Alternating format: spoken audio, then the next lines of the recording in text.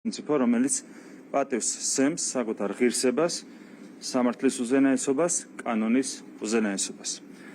რაც შეეხება ნიკანორ მელიას, მიუხედავად იმისა, რომ ის გამოირჩეოდა სისხლის სამართლის ენაზე, რომ ვთქვათ, განსაკუთრებული საზოგადოებრივი საეშროებით და მზად იყო იკადრა ყველაფერი განსაკუთრებით ძალაუფლების დაბრუნების პირობებში, ნებისმიერი ადამიანის პატიმრობა თავისთავად არის მტკივნეული. თუმცა ნიკანორ მელიასთან დაკავშირებით შეგახსენებთ შემდეგს, მხოლოდ ფაქტებს. ხელისუფლებაში ყოფნის პერიოდში პოლიტიკური მოტივით 2012 წელს ის აკოტრებდა კერძო ბანკს. ამ დანაშაულისთვის იგი უკვე ცნობილი იქნა სისხლის სამართლის დამნაშავედ. 2019 წელს ორგანიზებას უწევდა საქართველოს პარლამენტის შენობაში შეჭრას და პოლიციელებზე ძალადობას. საპარლამენტო არჩევნების შემდეგ 2020 წელს ორგანიზებას უწევდა ცენტრალური საარჩევნო კომისიის შენობაში შეჭრას და პოლიციელებზე ძალადობას.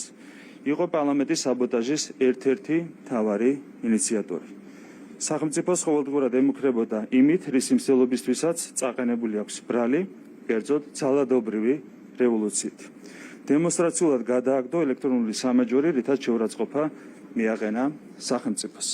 შეეფარდა გირაო, რომელიც არ გადაიხადა 2 თვის განმავლობაში, რითაც კიდევ ერთხელ მიაყენა შეურაცხყოფა სახელმწიფოს.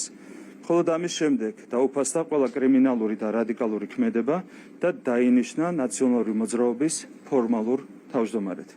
პროკურატურის მიერ გირაოს გადახდის საბოლოო ვადის განსაზღვრის შემდეგ კიდევ ერთხელ მიაყენა შეურაცხყოფა სახელმწიფოს და განაცხადა: არ გადავიხდი, ვერ დამიჭერთ.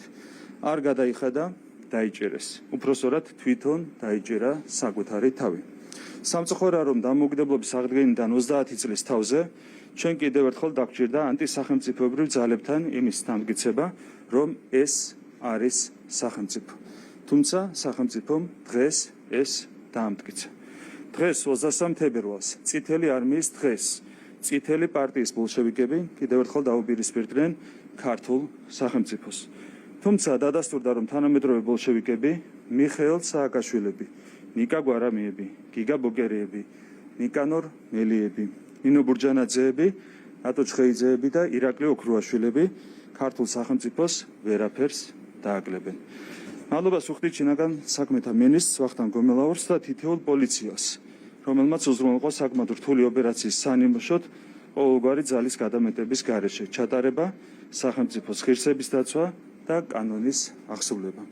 რადიკალებისთვის პასუხის გაცემა, კანონის აღსრულება და დემოკრატიული კონსტიტუციური წესრიგის დაცვა არის ერთადერთი გზა, რომელიც უზრუნველყოფს ქართულ პოლიტიკაში პოლარიზაციის დასრულებას და დემოკრატიული პროცესების სწორი მიმართულებით განვითარებას. დიდი მადლობა.